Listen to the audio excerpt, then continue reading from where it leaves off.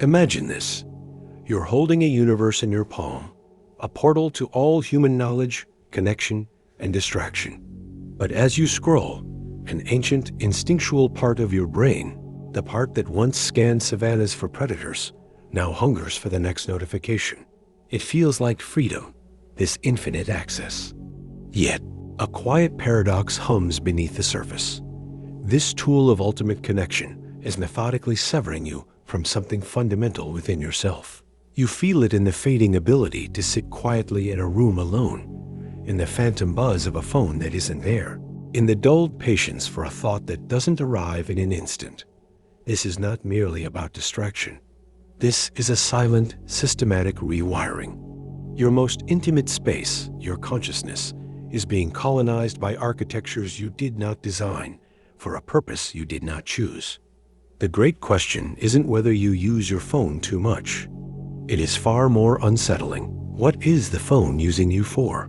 What ancient capacities for depth, for sustained attention, for genuine boredom-born creativity are being traded away?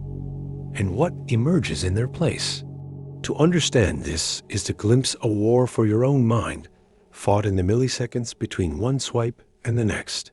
A war most never realize they are losing, one silent ping at a time. This rewiring is no accident.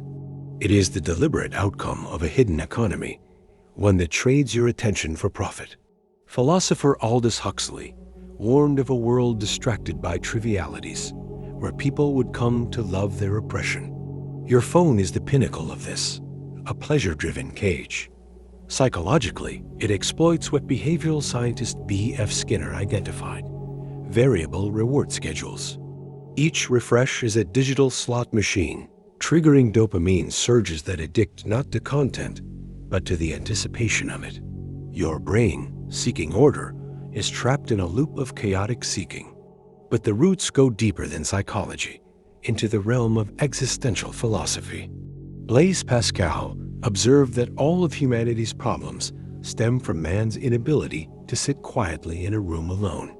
Your phone is the perfect, ubiquitous escape from that quiet room, from the anxiety of your own existence. It offers a constant, shallow engagement that shields you from the profound questions of meaning, purpose, and mortality that arise in silence.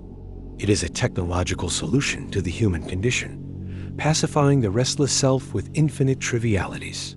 We have outsourced the management of our inner void to Silicon Valley. The hidden force, then, is not just an app. It is your own unacknowledged dread of emptiness, being systematically commodified and reflected back to you as a stream of content. This sets the stage for a consequence far more intimate than you imagine. If this hidden war for your mind resonates, subscribe to delve deeper into the unseen architectures shaping your thoughts.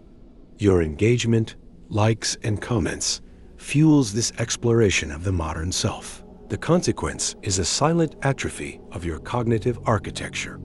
Neurologically, you are losing your capacity for deep work. The sustained, focused state philosopher Cal Newport argues is the bedrock of true mastery and meaning.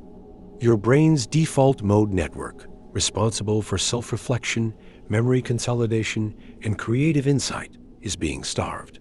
It is in this idle, offline state that we weave the narrative of our lives, solve complex problems, and encounter sudden epiphanies. By constantly interrupting this process, you are dismantling your own inner storyteller, leaving behind a fragmented sense of self.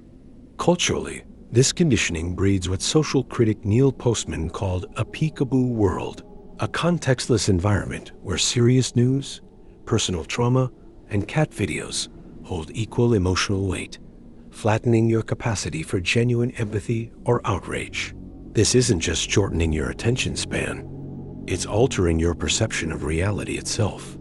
The world begins to feel like a stream of emergencies and amusements, demanding reaction, not contemplation. You become a nervous system tuned to the platform's algorithm, mistaking its curated chaos for life itself. The most profound consequence is this: you start to fear the very silence and boredom that are essential for a coherent identity to form. But what if this atrophy is not a permanent sentence?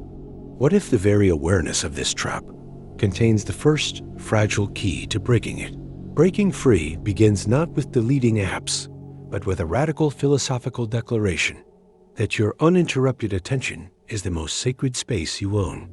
This is a rebellion against the economic premise of your captivity.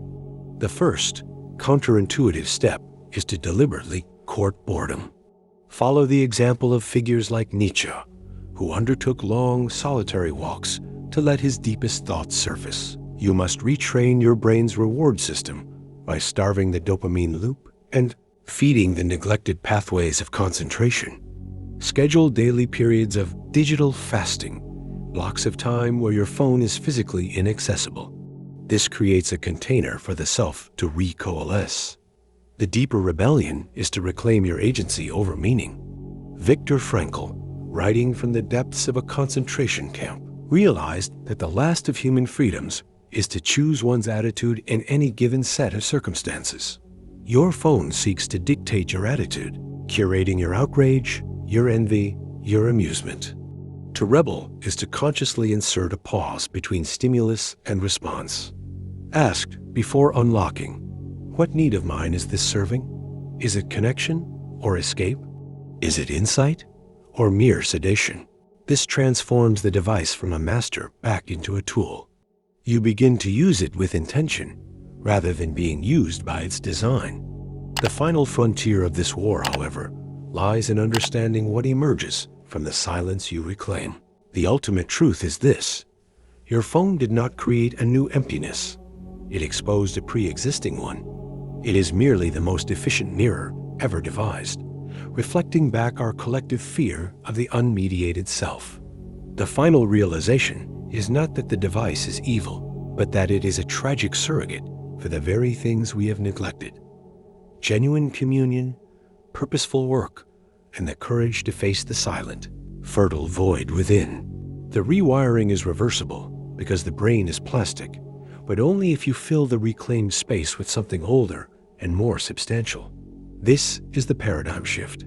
The goal is not a life of sterile digital abstinence, but a life so rich in tangible meaning, so engaged with the raw texture of reality, the feel of a book page, the unresolved tension of a face-to-face conversation, the slow bloom of an idea, that the digital world inevitably assumes its proper minor place. You break free not by fighting the distraction, but by falling more deeply in love with depth. The screen's flicker grows pale against the profound mystery of your own consciousness, finally given room to breathe. You are not just a user being optimized.